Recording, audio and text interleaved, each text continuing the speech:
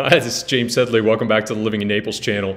Based upon recent and ongoing discussions with a number of prospective buyer clients who are looking to purchase in Southwest Florida, I thought it might be useful to have a conversation today for those of you who are out there tuning into the channel about kind of what you should be thinking about, where maybe you might be looking, what types of homes you might be looking for, depending upon what your particular situation is, what the context of your desire to buy in the Naples, Marco Island area might be, what's driving you on that. So that's what I'm going to talk about today. Hopefully this will be helpful to many of you out there. And obviously I'd love to have a one-to-one conversation with you to get into some of these issues a bit deeper and really start to focus more specifically on the types of homes and the types of areas, types of numbers, et cetera, that work for you. So please do reach out anytime.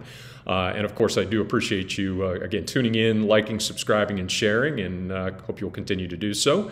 With that, let me start with the pure investment, pure investor perspective out there. I mean, this is the person who maybe you've dipped your toes into short-term rentals elsewhere and are thinking you want to diversify your portfolio and buy into the Southwest Florida markets, or maybe even annual rentals, but you're really looking at this as an investment first and last. And if you're in those shoes, I would say that where we want to start, from my perspective, is we really just want to look at the numbers.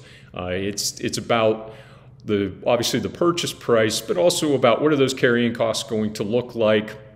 The insurances, the condo fees, HOA fees, etc., any club requirements, all of that ilk on the expense side of things, and then on the revenue side of things, what could you expect to do in terms of your rental income for the year? Looking at what vacancy rates look like. Good news on that front. There's not a lot of vacancy if you've got even a semi-attractive place to rent in Southwest Florida.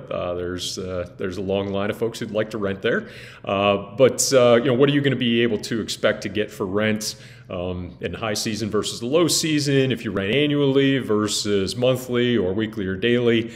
And of course, we'll want to look at what are the particular rental restrictions. If you are in that pure STR game, you probably don't want to be in a place where you have a limit of certainly of one rental per year or two leases per year. We're really going to move and look more toward the at least monthly rentals, if not weekly rental capability, and for those to be in the double digits, if not unlimited opportunities to do so. As you'll see in other videos on the channel, there's less of that on the daily side of things, but there are exceptions to that. But monthly, generally you can expect to find some nice opportunities to be able to do so on that front. Moving from there to those who are looking at short-term rentals in two different ways, the next two categories. I mean, one would be those who are looking at buying a home that they're going to be able to use themselves on a significant basis, but when they're not using it, they'd like to be able to defray the costs by renting it out.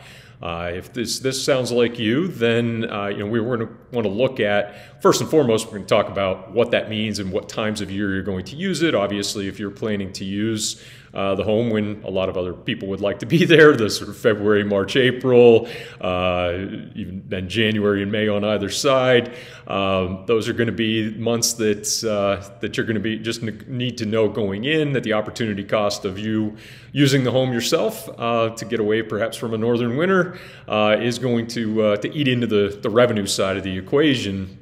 But let's find a balance there. And with those, if you're in those shoes, really you're going to want to be looking at something that is attractive to you, probably first and foremost, but that also has good numbers. You don't want something that's going to appeal to you personally, but will be challenging to rent out or won't be able to generate the kinds of numbers that you would like to generate. Just as one prime example, I wouldn't recommend, for example, looking in at Golden Gate Estates if this sounds like your kind of situation. Simply because while you get a great home there that might suit you very well, and might fit very well with you, with what you're looking for in your getaway home in Florida. It'll be a little bit more challenging to rent there than it would be in one of the many resort communities, golf communities, etc., all along the Florida Gulf Coast. So just kind of keeping that in mind, and those are the kinds of things that we'd want to look at and talk about. Similarly, but a little bit different, if you are in the situation where you would like to be able to rent out the home in Florida, but and then you'll decide based upon when it's free, not rented, that you'd spend the time there. So basically you're looking at it from a perspective of rent it as much as you can, but you'd like to use it when it's open. There we're gonna go a little bit heavier toward the numbers side of the equation, just like a pure investor perspective. But we're also going to want to take into account what it is that you're looking for, what it is that you like to do. Are you more of a beach person? Are you more of a golf person, a tennis person, a nightlife person? Such as it is, and with 9 p.m. being Naples midnight, you're going to want to look in certain areas, and we can kind of target those accordingly. Moving on from that, maybe this is the situation where you are looking at purchasing a home that's going to be your full-time home, your retirement home, or your second home, but not right away. You're thinking that you'd like to rent it out. Maybe in either of those two categories that I just mentioned before. On the short-term rental side, use it a bit or use it more significantly, but you're planning to rent it out, a fair amount for now, but move into it full-time in the foreseeable future. Then we might be looking at something that is a little bit different category. Maybe a two-bedroom condo on the beach is great if you're planning to come spend a month or two in Naples or less, or in Marco Island, and it generates nice rental income. But you find that if this is going to be where you're going to spend all of your time, or most of your time, or half the year, that you want something a little bit bigger. Maybe you want something that's a standalone home, etc. We want to understand that and really look at it from the perspective of, let's figure out what's right for you long term, and find something where the numbers work in the short term. But really with an eye toward that, toward that interim or that intermediate period when you're actually going to be moving into the home as your full-time or second home. So hopefully that makes sense. And then the next category would be could overlap with some of these prior categories, but this would be the person who's looking to move to Southwest Florida full time, and doesn't have any experience with Southwest Florida. You've either not been there, or you've been there briefly on vacation, or maybe for work. You've been to a conference, etc. In that case, I would.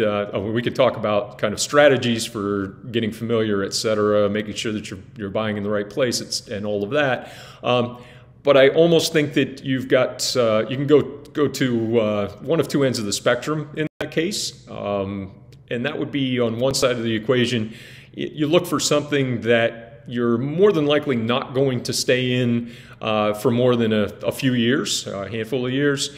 Go try to find something that is on the affordability, which in Southwest Florida is a little different animal. But find something that's at the lower end of what your purchasing budget would be, and just know that you're going to probably move on after you get more familiarity with the area.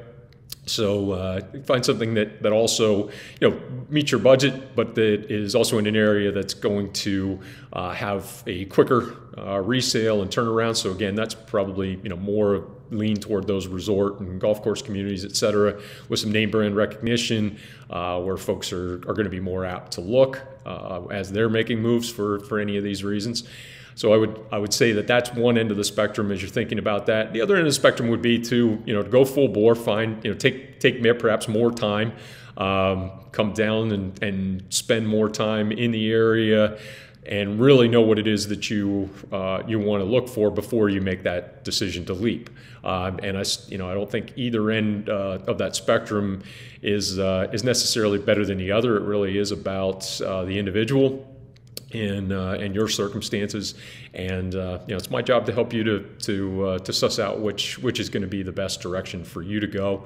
And then lastly, of course, there's the person who's very familiar with Southwest Florida. Maybe you've rented there for years, have family, friends, etc. in the area, whatever the case may be, and you really know the area quite well, and you're moving full time, and this is going to be a full time home, or a snowbird second home that you're going to use extensively.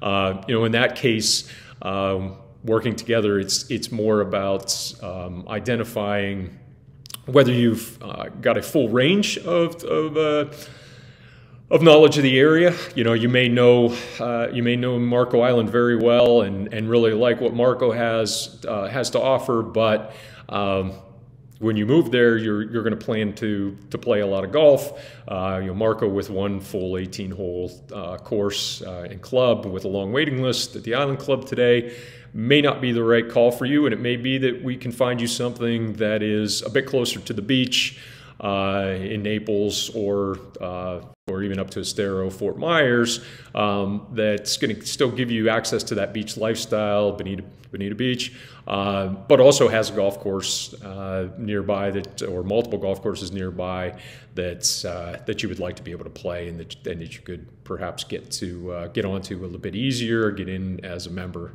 more easily, more quickly, just as one example.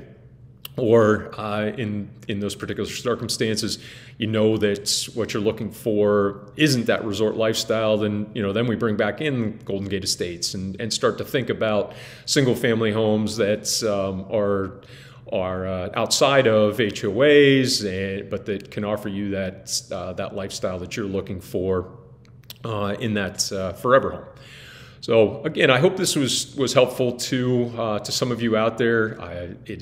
It is clearly a case where having a deeper conversation and understanding more about what's motivating you will help me to be able to help you to identify those areas that might fit best for you. But again, at a high level, hopefully this is a bit of a start for you. I do look forward to hearing from you if I can be of any help, and I will look forward to seeing you in the next episode as well. Until then, thank you again for liking, subscribing, and sharing, and I'll talk to you soon.